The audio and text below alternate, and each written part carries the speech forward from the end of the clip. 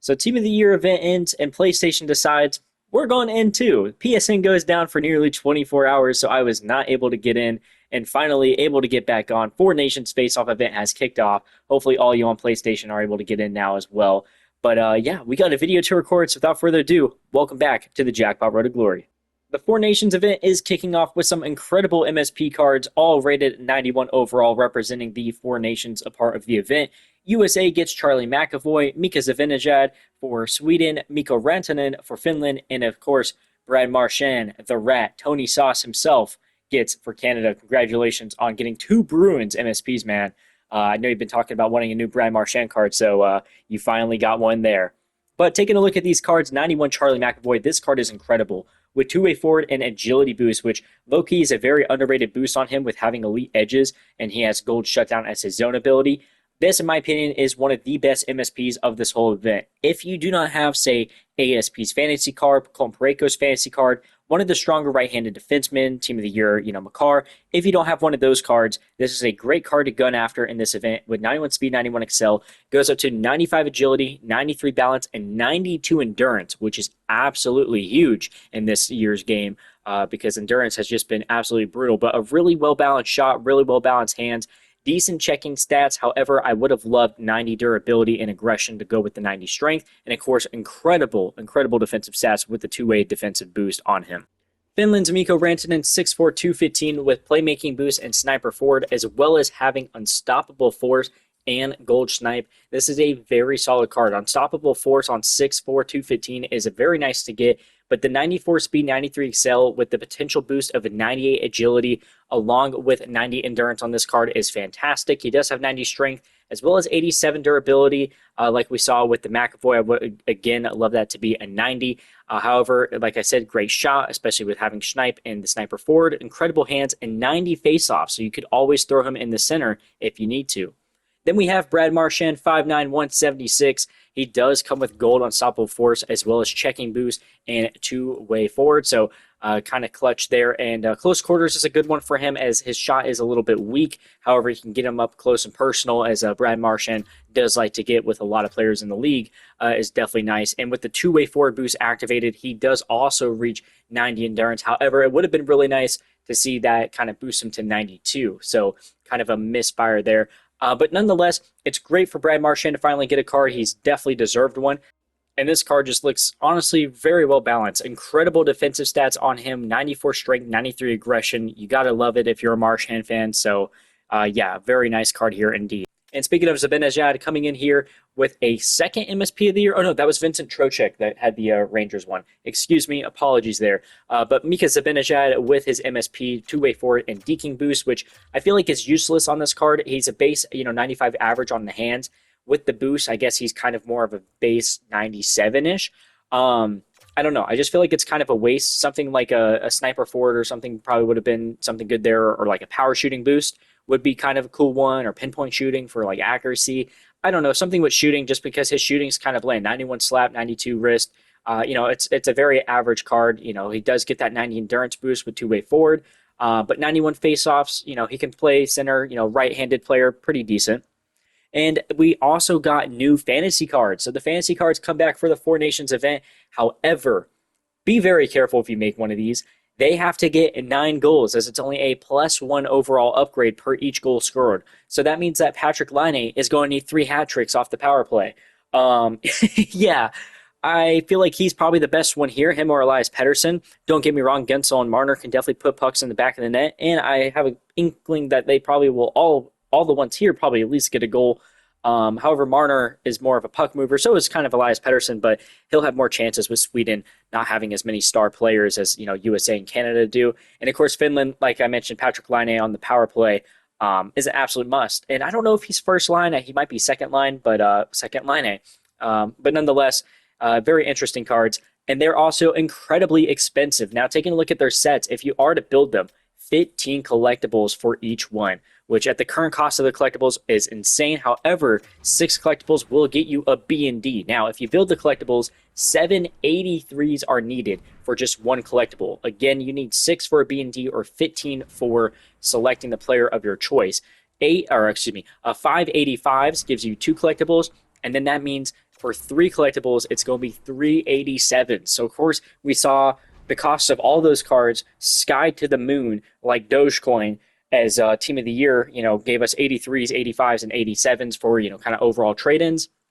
So unfortunately, the cost of these fantasy collectibles are very expensive right now. However, if you are to buy players to build these, I would recommend doing the 585s for the 2 fantasy collectibles. I feel like it's the best cost in comparison. It's about 250,000 coins at the time of my recording of 85s kind of being around like 17, 18K. So maybe more around like 260, but nonetheless about 250K if you were to go 6 collectibles for B&D. Now, taking a look at the Mitchell Marner fantasy card, Sniper Forward, as well as Power Shooting Boost on him, Puck on a String, and Beauty Backhand. It's a decent card, however, I feel like the speed's very low. 91 speed with 93 excel doesn't make much sense. He does have 96 agility. Why not just 93 speed and just kind of average all that out? He does get 90 balance and endurance, which is nice, but 87 durability, again, is a kind of a weak stat for me. The shot's okay, but nothing really brings home for me this card. It's not really that exciting. Then we have Jake Gunsel here. Jake's got 5'11", 180 on his card with Sniper Forward, Pinpoint Shooting Boost, Unstoppable Force, and Close Quarters, which I feel like is kind of underrated. But especially, actually looking at how the boost works, 99 accuracy for both slap and wrist is actually kind of nice with Close Quarters. This might be a very good card, but again, 91 speed, 90 excel, a little on the lower end than I'd like. And then we have Elias Pettersson, which has probably one of the best builds, even as just a base 90. He comes in with 92 speed, 92 excel. The endurance, though, is kind of butchered on him at 86. So, I don't know, that's kind of tough. But the shooting stat is actually insane. Really well balanced on the handling stats. And 93 face-offs as well is absolutely incredible. 6'2", 176. This is a very solid card, but make it snappy as well. Just an incredible shot. He's going to be a fun card to use. Of course, there are already a ton of really good left-handed players in this game. However, if you're needing another one, Elias Pettersson's your guy. And then the man that will probably get the most goals in the back of the net during the Four Nations event, at least out of the fantasy selection that they've given us, is Patrick Laine. Again, probably going to be on that Finnish power play line 1. Might even play line 1 for them too. Although, however, I do feel like his shooting stat is kind of underwhelming. Even with Sniper Forward and Pinpoint Shooting Boost activated, he does have Gold Snipe and 1T, which is exciting. However, I feel like he should have that 99 accuracy as well as like 98 power, maybe 99 power with the 97 accuracy. I feel like he should have almost a maxed out shooting stat as well. His whole career, he's just been, a sniper. That's what he is. But nonetheless, still a, solid card. Again, though, 86 endurance and 79 durability is brutal. Oh my gosh, that's brutal. But we also got some more standard Four Nations cards, which for me on the Jackpot Road to Glory, I am excited to see upgrades for 88 Noah Hannafin and the 87 William Karlsson. However, they aren't really much of an upgrade. And, let's get into that. Now, here on the Jackpot Road to Glory, I primarily focus Vegas Golden Knight players. And, one thing I'll show you guys towards the end of this video and have a little discussion with you guys about. We'll go more in depth with that. But he gets power shooting boost. He has his two-way defenseman. This card gets gold shutdown, which I prefer the Heat Seeker on the 86 Game Changer. It just doesn't feel like much of an upgrade. I don't know. It just doesn't feel that exciting. We just got an 86 Noah Hannafin. Thankfully, it's been a while. I was kind of complaining about that. And then 2 days later, we got another one. But comparing him, 86 Game Breakers Noah Hannafin here. I know we get, +2 in speed and excel, but we lose that Heat Seeker, which I feel like Heat Seeker, compared to his current shooting stats, even with power shooting boost, it's really not much of an upgrade for him. I feel like Heat Seeker is just so much more viable with how D2D is this year. I could be wrong, but I still feel like 86 Noah Hannafin might be the one. And then same thing kind of goes with William Karlsson. My issue here with him is even with two-way forward activated, yes, he gets a boost with shooting, which is always nice. Having snipe for some reason and pinpoint shooting boost to increase his accuracy is great. But 84 endurance, so a base 82 endurance, 84 endurance with the +2 from two-way forward is what his 85 has. And, yeah, he gets a boost on the face-off, but not by much either. I would have loved to see that face-off more around like 93 like the Elias Pettersson. And comparing him to the 85, as I mentioned, it's only a +2 in face-offs. The endurance stays the same. Yes, he gets a little bit more speed, a better shot for sure. Don't get me wrong there. But just kind of a lackluster card. But again, this is the Jackpot Road to Glory. I will be adding the 2 new Vegas editions into, The full Vegas squad. Yes, guys, I got ahead and put together the full Vegas squad, at least best who I could. There's one player that's unfortunately left out of this because of a mistake on my behalf during Team of the Year. But nonetheless, we will be getting the new William Karlsson and 88 Noah Hannafin to go in here. Of course, we have the Vegas first line represented here. I did finally pick up the Hut 2000s Dorofiev, and I also did the B&D Alex Tuck. That was now, I think, 2 weeks ago. So we got him, of course, but Dorofiev, I was finally able to get for cheap as Hut 2000 cards were still a little expensive the first week or so of Team of the Year. And then, of course, we have OG Misfits, which, of course, Tomas Hertl is not one. And so now he will go down to the fourth line, and 87 William Karlsson will be slotted back in here for OG Misfits line of Marcia So, Karlsson, and Eric Holla there. So very excited to get his 87 in. And then, like I said, Hertl on the fourth line paired up alongside Sniper Mantha and the Beast Kolsar. And then as far as the defense, we have Petrangelo and Theodore, which was representative of early Vegas first line to start the year. Of course, now McNabb kind of plays with Theodore and Petrangelo with Hannafin, which I might switch that up here soon. But we have Shea Weber. For those that don't know, Shea Weber, we actually had the rights to in a trade with Montreal, but we gave that to now Utah. And then the new Noah Hannafin will, of course, replace this one. I will miss his Heat Seeker.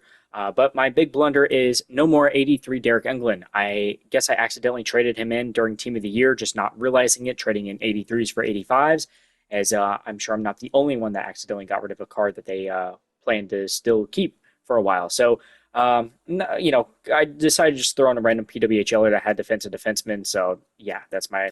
And back starting in net is Robin Leonard, who I do need to put up to an 87 here. I think soon. I think I almost have enough daily hat tricks. But Fleury's been sent to the backup realm after a horrible outing in Hut Champs to try and secure the 89 Mark Stone. But one thing I almost forgot to mention is we got a boost in AP. So now we have 12 AP points available. So be sure to check your AP and activate who you want to have. For their abilities active. I do want to bring back close quarters on Ivan Barbashev, especially because I run that IRL Vegas first line, which of course we've actually made some changes to how we've been playing lines because we haven't been scoring goals, but we're finally back to winning, back-to-back wins, which is seems like a miracle as of late for Vegas. But nonetheless, we got Stone and Barbashev activated. Of course, Eichel, no 1T. But the Hillary Knight Golden Knight Team of the Year line on line 2 with the 1 million coin B&D, Marie-Philip Poulin. Unfortunately, we got B&D. We got MPP out of the B&D pack, but she has been fantastic, as well as Taylor Heisey. This might be my favorite Hut card maybe of all time. She's easily my favorite card of this year's game, and my second is probably this Wayne Gretzky because he's just phenomenal. But Wayne Gretzky, of course, is paired up with Connor McDavid, kind of the greatest of current generation with the Great One and the Great Eight, who is getting ever so closer to passing Wayne Gretzky. Very excited to see that happen, and maybe even a rematch with Vegas in the Stanley Cup would be really cool for this year's Stanley Cup final. We'll see what happens there. Vegas needs to just remember the puck goes in the back of the net because now we have back-to-back wins. But with all that being said, I want to leave you guys with a voting question. It'll be down below in the comments. If you guys haven't voted on that already, just take a moment now if you would and go ahead and leave a vote there. I would love to start bringing you guys player reviews, as of course the main team of the Jackpot Road to Glory has kind of changed up a little bit. We're still primarily Vegas related, but we do have some fun cards in here with the Team of the Year Heisey and Poulin, and obviously like McDavid and stuff. I have my fantasy ASP and the Four Nations Devontae's. But I'd love to bring you guys some player reviews. I have over 1 million coins, as well as some investments, some next gen cards, which I could just sell those and just kind of get my coins back if I wanted to. So I have about 1.5 million coins. And I like to kind of invest that into you guys, the community, and bring you guys, a review of players you guys might be interested in, whether it be, the new Rantanen or Marchand or McAvoy, something like that that might be of interest. Now, I will be making one of the B&D sets for the fantasy hockey, so be sure to let me know down below if you guys would like to see a player review of one of the MSPs or the Fantasy Four Nations B&D player. Again, poll will be down below in the comment section. Take the time if you guys will vote on that. And that's all I have for today, guys. Thank y'all so much for watching. Like and subscribe. Until next time, I'm Elliot. I'll see you guys later. Peace out, guys.